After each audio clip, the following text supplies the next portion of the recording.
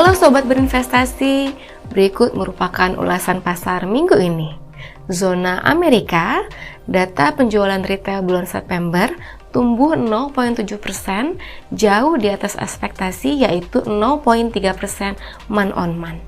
Pertumbuhan penjualan retail yang masih cukup positif mengindikasikan bahwa konsumsi masyarakat Amerika Serikat masih cukup kuat di tengah inflasi yang tinggi dan kenaikan suku bunga pinjaman. Dalam pidato pimpinan The Fed menyebutkan bahwa pertumbuhan ekonomi harus diturunkan sehingga inflasi dapat sesuai target.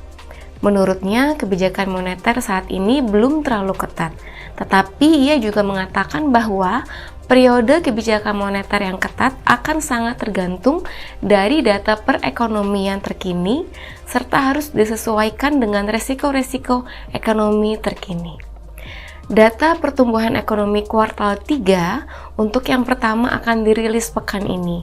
Diprediksi tumbuh 4,2% annualized lebih tinggi dibandingkan pertumbuhan ekonomi kuartal 2, 2,1% annualized.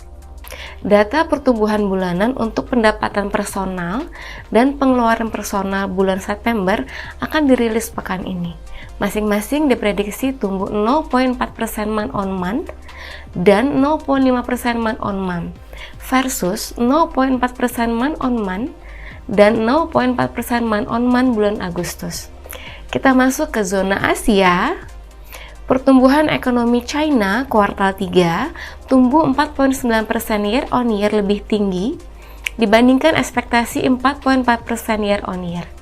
Dengan pencapaian ini, ekonomi tahun 2023 diharapkan dapat tumbuh sesuai target 5% year on year. Data penjualan retail China tumbuh 5,5% year on year bulan September, tertinggi sejak bulan Mei 2023. Kita masuk zona Indonesia.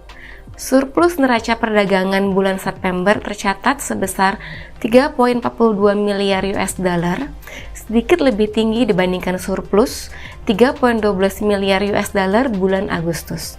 Salah satu kenaikan surplus ini karena ekspor hanya turun 16,17% year on year versus minus 21,21% year on year bulan Agustus. Sedangkan impor turun 12,45% year on year versus minus 14,77% year on year bulan Agustus. Kredit perbankan bulan September tumbuh 8,96% year on year, mengalami perlambatan dibandingkan pertumbuhan pada bulan Agustus yang tumbuh 9,06% year on year. Bank Indonesia masih tetap optimis tahun 2023 kredit perbankan dapat tumbuh 9-11% year on year. Di luar ekspektasi, untuk pertama kalinya sejak Januari 2023, Bank Indonesia memutuskan menaikkan suku bunga acuan sebesar 25 bips menjadi 6% di bulan Oktober. Hal ini dilakukan untuk menjaga stabilitas nilai tukar rupiah karena adanya ketidakstabilan ekonomi global. Data investasi langsung dari pihak asing tumbuh 16,2% year on year atau mencatatkan rekor tertinggi senilai 196,2 miliar US dollar di kuartal 3.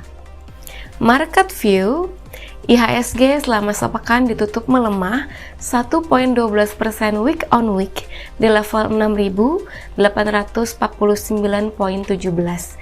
Yield US Treasury 10 tahun yang menyentuh level 5% atau tertinggi sejak Juli tahun 2007 telah menyebabkan goncangan ke pasar finansial dunia termasuk IHSG.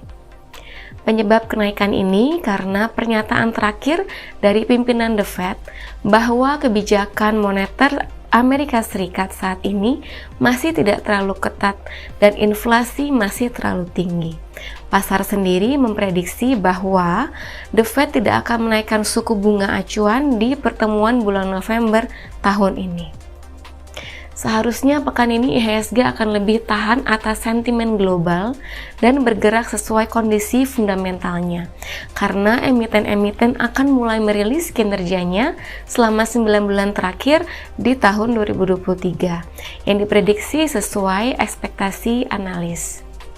asing mencatatkan penjualan bersih sebesar 3,1 triliun rupiah sepekan, atau outflow year to date sebesar 8,18 triliun rupiah.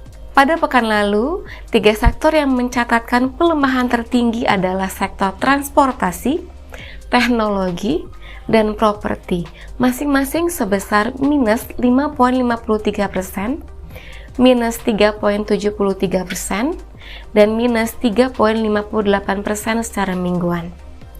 Pada tanggal 20 Oktober 2023, yield benchmark Sun 5 tahun naik menjadi 6,93%, yield benchmark Sun 10 tahun naik menjadi 7,18%, yield benchmark Sun 15 tahun naik menjadi 7,28%, dan yield benchmark Sun 20 tahun naik menjadi 7,24%. Kepemilikan asing pada pasar Sun per tanggal 18 Oktober 2023 tercatat sebesar 812,70 triliun rupiah atau sebesar 14,75% dari total outstandingnya, menurun dibandingkan posisi per 13 Oktober, yaitu sebesar 813,32 triliun rupiah atau sebesar 14,73% dari total outstandingnya.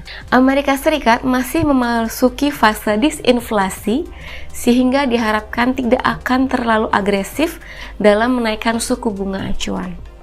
The Fed masih menaikkan suku bunga acuan di bulan Juli, namun masih mengindikasikan kebijakan moneter yang ketat bila inflasi masih berada di atas target. Di tengah isu resesi, The Fed masih cukup optimis ekonomi Amerika Serikat akan tumbuh 2,1% year on year di tahun 2023. Indonesia juga akan mengalami penurunan inflasi di tahun 2023.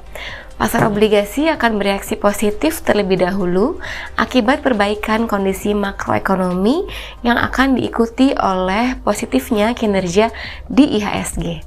Sobat berinvestasi, tetaplah berinvestasi.